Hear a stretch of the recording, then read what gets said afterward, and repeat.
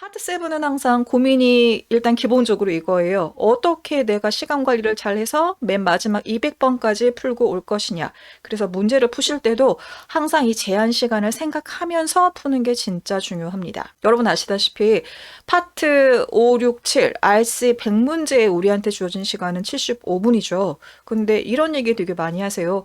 저는 이상한 게 파트 7 독해 시간이 모자라요. 그런데 생각해 봐야 하는 건 내가 파트 7만 모자라는 걸까요? 아니죠. 파트 7에서만 문제가 아니고 사실은 앞에서부터 자꾸만 시간이 초과가 되다 보니까 결국은 맨 마지막에 풀어야 하는 파트 7에까지 영향을 미치는 건 아니었을까요? 그러니까 제한 시간 얘기를 할 때는 항상 앞에부터 잡는 게 맞습니다. 여러분, 파트 5에 몇 분 쓰세요?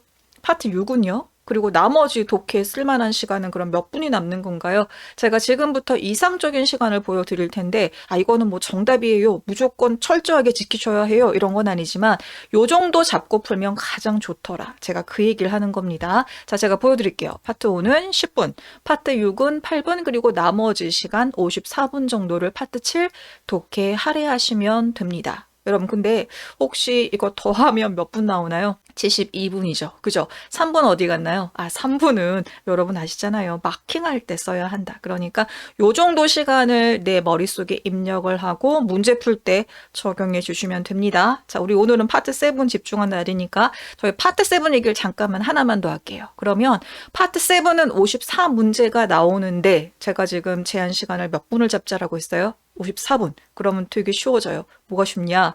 그냥 파트 7 문제 풀 때는 한 문제당 제한 시간이 몇 분이다라고 생각하면 된다? 그렇죠. 1분이에요. 그러니까 내가 만약에 오늘 25문제를 풀어야 한다라고 하면 그냥 몇 분 동안 풀면 된다라는 얘기가 되나요? 맞아요. 25분. 항상 파트 7 풀 때는 세워라, 내워라. 이렇게 푸는 게 아니고 무조건 내가 집에서 몇 문제를 풀건 간에 뭘 재고 푼다? 시간을 재고 푸는 게 진짜 중요합니다. 그 시간이 내 몸에 익어야만 나중에 시계 안 보고도 요 정도 느낌이면 끝까지 풀어낼 수 있겠다라는 감이 생기세요. 됐죠? 시간 재고 푸는 건 아무리 강조해도 지나침이 없는데 제가 시간 얘기가 나왔으니까 요 얘기도 잠깐만 할게요.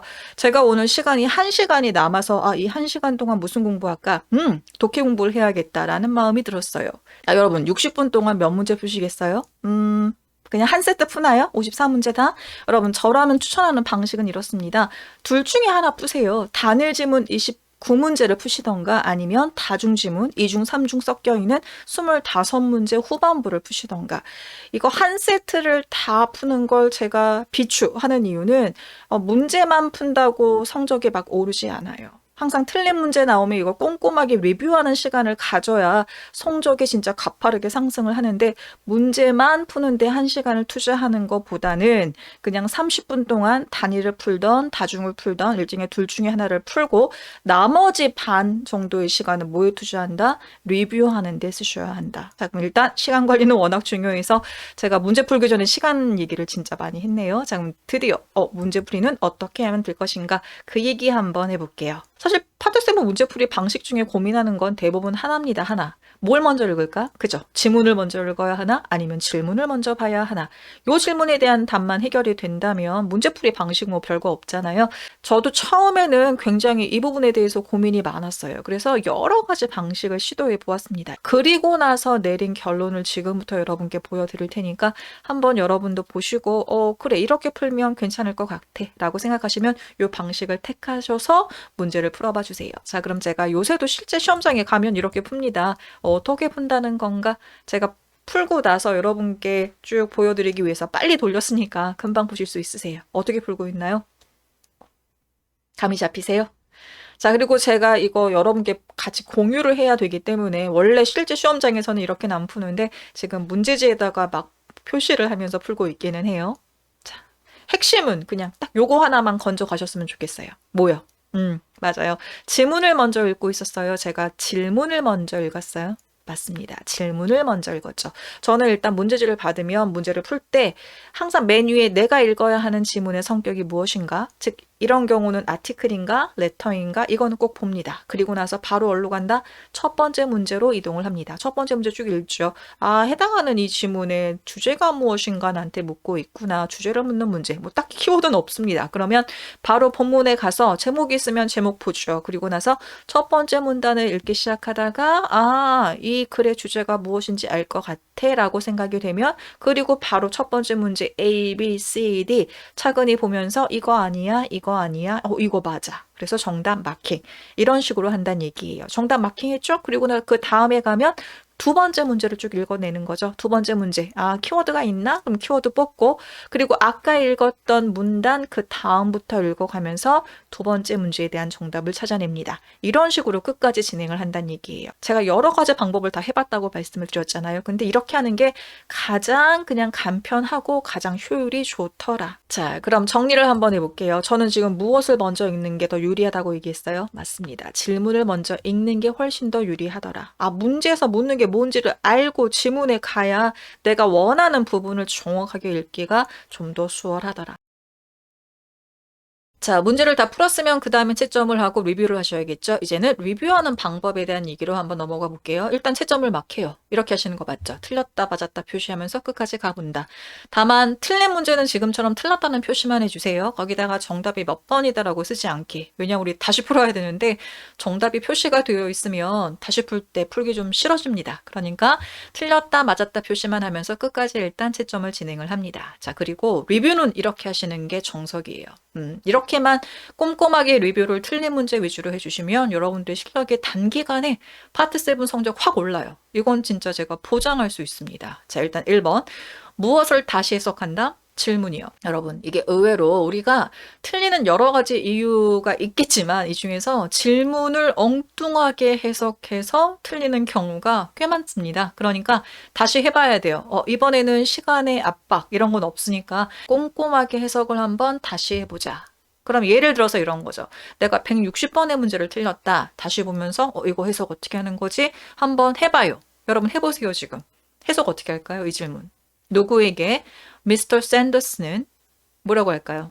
맞습니다. 후속 질문을 해야 할까요? 만약에 추가로 질문이 있으면 미스터 이 샌더슨이라는 사람은 누구한테 질문을 해야 하냐? 질문의 의도가 그거라고요. 짤막한 질문이지만 이게 해석이 깔끔하게 안 될 수도 있죠. 어떤 단어에서 멈칫할 수 있을까요? address. 그죠? 우리가 알고 있는 그 유명한 address 맞지만 그 중에서 의미가 질문을 하다라는 의미로도 해석이 될 수도 있다. 그러니까 이런 것들을 자꾸만 해보셔야 돼요. 그래야 여러분들의 해석하는 능력도 늘어나니까 그래서 문제를 한번 다시 보면서 아까 내가 해석은 정확하게 했던 게 맞을까? 한번 다시 생각해 보는 시간을 가져보는 거죠. 그리고 나서 자, 두 번째 당연히 우리 답을 내야 하니까 어디로 가나요? 맞아요. 지문으로 합니다. 그래서 이번에는 근거 문장을 한번 다시 찾아봐요. 여러분 근데 지문에서 틀리는 경우는 둘 중에 하나예요. 일단 첫 번째, 근거 문장을 잘못 찾았을 수도 있죠. 아까 처음에 풀 때. 혹은 근거 문장은 아까랑 똑같은 게 나왔는데 해당하는 문장 해석 자체를 잘못해서 틀렸을 수도 있어요. 자, 그래서 드리는 말씀인데요. 해당하는 근거 문장을 잡고 나서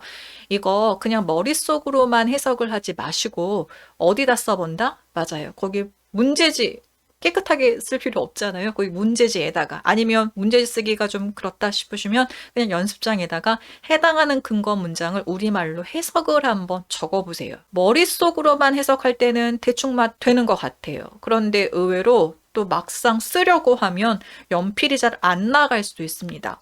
연필이 안 움직이네 이러면 내가 아까 해석을 정확하게 잘했던 게 아닐 수도 있다. 그러니까 내가 해석에 문제가 있는가 요것도 알 수 있으니까 저는 써보는 거 강추합니다. 됐죠? 일단 써보고 자 그리고 나서 그 다음에 어디로 가나요? 그쵸? 아까 내가 만약에 두 번째 문제의 정답을 C라고 썼는데 C가 오답이었단 말이에요. 그러면 당연히 이번에는 C를 제외한 나머지 세 개 중에서 나 지금 정답의 근거 읽고 왔으니까 다시 한번 정답을 골라보는 거예요. 그리고 아까 내가 골랐던 오답 C는 왜 아까 내가 골랐지? 그럼 이번에는 이거는 왜 오답인지 그거를 한번 고민해 보세요. 이런 작업은 진짜 중요해요. 이게 시간이 처음에는 좀 걸리는 것 같아도 조금만 익숙해지면 금방 할 수 있습니다. 자, 여기까지 리뷰를 잘 하셨다. 제가 여기다가 하나만 더 추가할게요. 진짜 여러분한테 좋은 거기 때문에 제가 추가적으로 말씀을 드리고 오늘 끝내보도록 할게요. 이거는 틀린 문제만 하는 게 아니고 전체를 다 하시는 거예요. 그리고 준비물도 하나 있습니다. 5가지 색깔의 형광펜. 자, 그래서 제가 하는 방식을 보여드릴 테니까 모든 푼 문제를 이렇게 한번 해보는 거예요. 첫 번째 거 형광펜 이렇게 쭉 칠하는 거죠. 그리고 이거 근거가 됐던 부분도 같은 색깔로 칠해요. 그리고 나서 두 번째 문제 다른 형광펜으로 한번 칠해보고 해당하는 근거 역시 그 형광펜으로 한번 본문의 근거 찾아서 쭉 표시를 해보고 이런 식으로 진행을 끝까지 한번 해보시면 파트 7이 어떤 식으로 문제 흐름을 잡고 내는지 전체 그림이 보이실 거예요. 그러면 문제 풀기가 훨씬 더 수월하답니다. 파트 7 공부 제가 아까 항상 얘기하지만 하면 늘어요. 제대로 하면 금방 늘어요. 아시죠?